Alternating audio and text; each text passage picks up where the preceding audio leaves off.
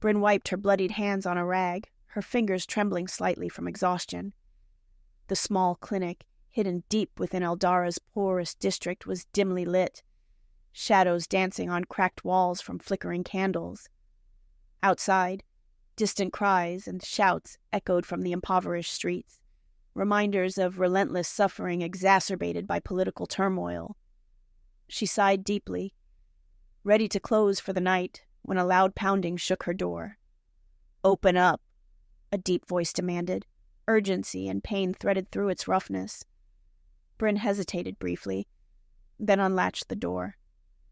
2 armed men entered swiftly, supporting a third figure whose blood stained the torn emblem of a notorious political leader. "Please," one soldier whispered desperately, his voice betraying fear beneath the steel. "Save Lord Heron." Brynn's heart froze. Lord Heron, infamous for our fueling division, inciting violence, and laying waste to countless innocent lives, stood before her, barely conscious, his breathing shallow and labored. Her mind flashed to the faces of the orphans, widows, and victims of political hatred and violent rhetoric, all casualties of Heron's inflammatory leadership. Yet her healer's oath burned fiercely within her chest. Could she deny aid to even the most despised without betraying her deepest principles? "Put him there," Brynn instructed firmly, gesturing toward her cot. The soldiers obeyed, eyeing her warily, and as she cleaned the deep wound in Heron's side, echoes of Eldara's pain whispered in her ears, mirroring her nation's division and anguish. Her hands paused, the scalpel hovering uncertainly over the exposed flesh. One swift movement could bring immediate justice, yet she knew such an act would shatter her soul. As Brynn hesitated, memories rushed in. Days spent apprenticed to old Master Tomlin, who taught her that healing was an unbreakable covenant. She remembered the faces of the villagers she'd treated, the gratitude and trust in their eyes. Could she betray that trust now, even for justice? The older soldier shifted uneasily, breaking her concentration. "Is there a problem?" he growled impatiently. "No," Brynn answered, resuming her work. Her voice was calm, though inside turmoil raged. Carefully she stitched the wound, administered herbs, and bandaged Heron tightly. Throughout, the soldiers watched, tense and silent. Only when Heron's breathing steadied did their anxiety ease slightly. Brynn rose, wiping sweat from her brow. "He'll live," she informed them evenly. The younger soldier exhaled visibly, his relief palpable.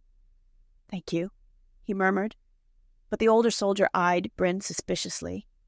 "You despise him? Everyone here does. Why did you save him?" Brynn met his gaze steadily. "Because healing does not discriminate. It can't. If it did, it wouldn't be healing." After a tense moment, the older soldier nodded slowly, a grudging respect flickering briefly in his hardened eyes. Then they carried Heron out, leaving Brynn alone with her thoughts. Sleep evaded her. Hours passed slowly, memories haunting her. Voices, faces, echoes of pain caused by men like Heron. Had she betrayed them? Or had she honored their suffering by adhering to compassion? As dawn painted Eldara in muted hues, Brynn rose again, determined to personally visit the most affected areas. Stepping onto the crowded streets, she saw despair and anger in every shadowed face. The city seemed suspended in perpetual twilight, hope an elusive phantom. She moved on through the market, stopping at each home to offer treatment, kind words, and reassurance. Some glared at her, aware she had saved Heron. Others greeted her with cautious gratitude, aware that vengeance never brought lasting peace. Approaching a small shack at the district's edge, Brynn paused, her heart quickening. Inside lived Edrin, a former rebel leader who had lost his wife and child to Heron's violence. Could she face him now?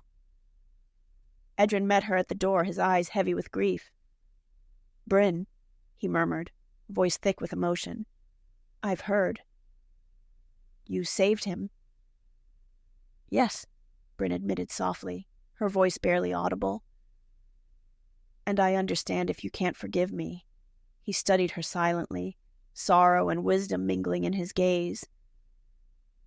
"Forgiveness isn't mine to give. You followed your heart.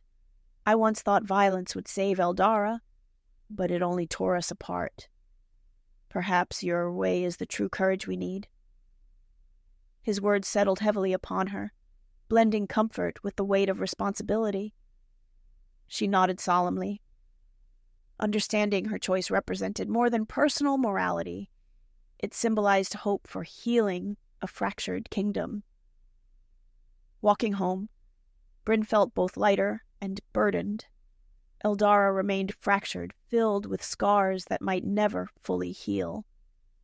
Yet for the first time she sensed a fragile possibility, that compassion and mercy might bridge the abyss dividing them, a path illuminated by the courage of those willing to heal despite every reason not to.